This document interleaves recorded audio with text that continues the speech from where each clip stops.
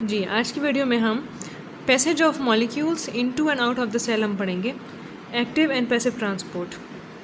You know that cell membrane is semi-permeable. It controls the movement of the molecules into and out of the cell. In this way, it maintains equilibrium inside the cell as well as outside.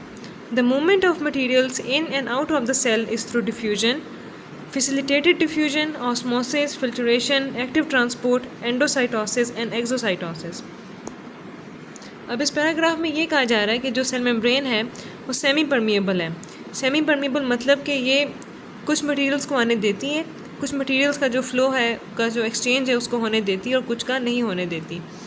So it controls the movement of the molecules की जो movement है cell की into and out of the cell उसको ही control करती है.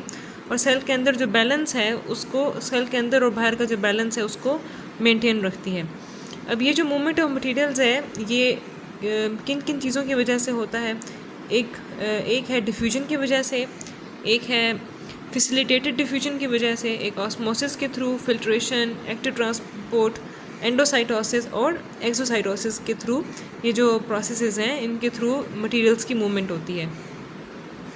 अब सबसे पहला टॉपिक जो है वो है डिफ्यूजन. जो सबसे पहला जो वे है जिसके थ्रू मटेरियल्स की ट्रांसपोर्ट होती है उसको हम डिफ्यूजन कहते हैं. So what is diffusion? Diffusion, it is the random movement of a substance from the region of higher concentration to the region of the lower concentration.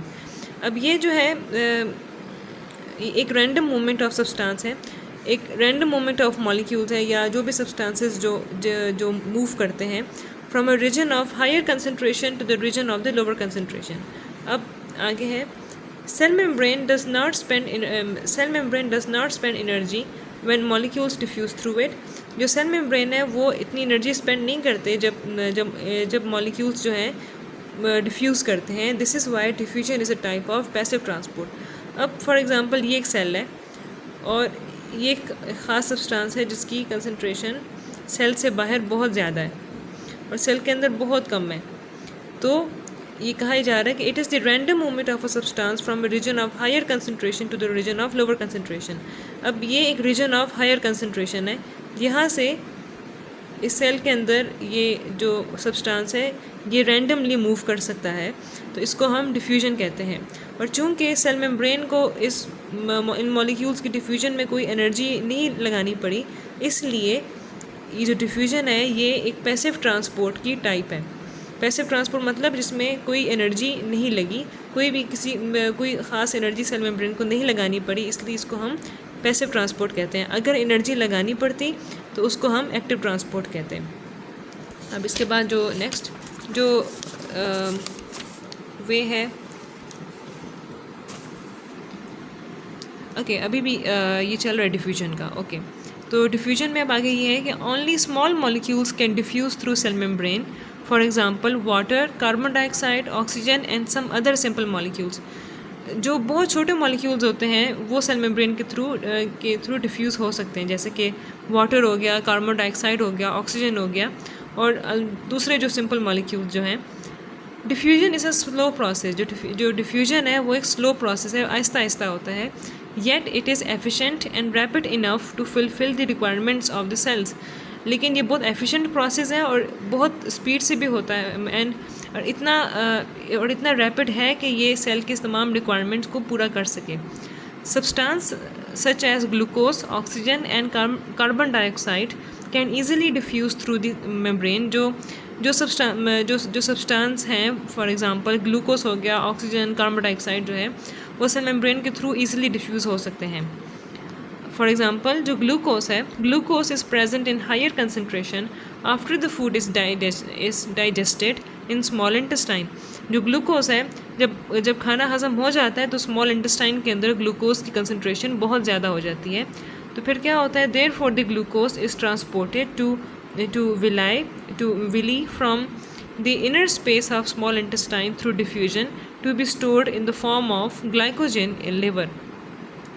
तो क्या होता है कि जो ग्लूकोज है चूँकि वो स्मॉल इंटेस्टाइन के अंदर बहुत ज़्यादा कंसंट्रेशन में होता है, तो अब वो हायर कंसंट्रेशन से लोअर कंसंट्रेशन की तरफ जाने के लिए जो विलाई है, विलाई कह लें या विली कह लें, जो जो विलाई होते हैं ये स्मॉल इंटेस्टाइन में एक ख़ास एक इसका एक स्ट्रक्चर, ये ख़ास स्ट्रक्चर्स होते हैं, इस तरह के इनके मतलब स्ट्रक्चर्स होते हैं, जिसकी वजह से जो स्मॉल इंटेस्टाइन है उसके अंदर जो है स्मॉल इंटेस्टाइन का के अंदर जो इसका जो सरफेस एरिया है वो बढ़ जाता है इसकी वजह से।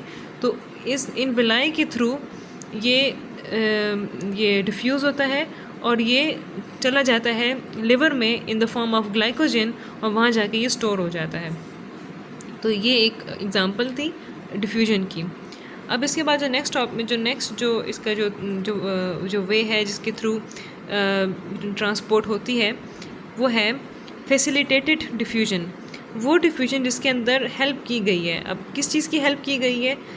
Many molecules can not diffuse through cell membrane due to their size और चार्ज।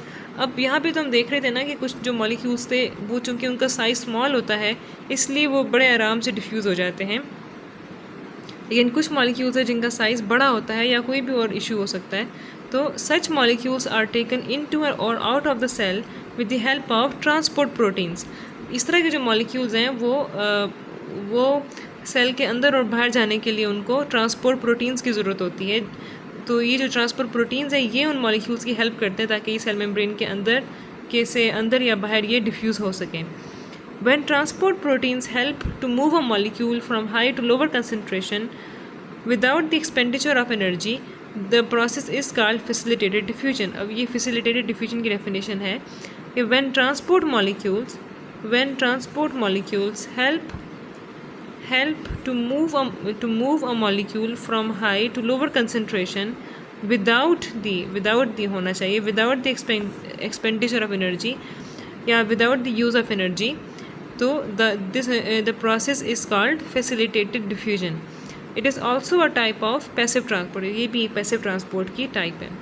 तो ये आज का टॉपिक था। इसके बाद जो नेक्स्ट जो टॉपिक होगा वो फिर हम अपनी नेक्स्ट वीडियो में पढ़ेंगे। Thank you.